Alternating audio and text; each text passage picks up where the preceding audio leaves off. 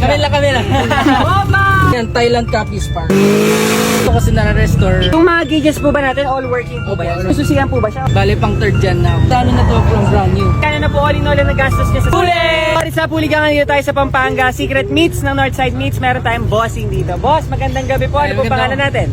Lorenzo Miguel. Taga saan po tayo, sir? Taga Angeles lang. Angeles na pala. Sir, ano po ang unit natin? 1977 Toyota Corona. 1977 Toyota Corona. Sir, ano ba history nito sa sakyan na to? Napasa sa akin, bale pang third gen na akong napasa. Okay. Bale sa amin na to from brand new.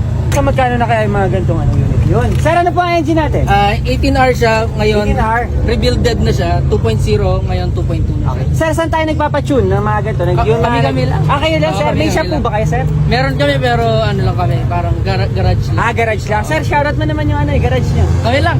Kami lang. kami lang talaga. Sir, pwede ba natin mapakinggan to? Okay, sige. Sir, bomba!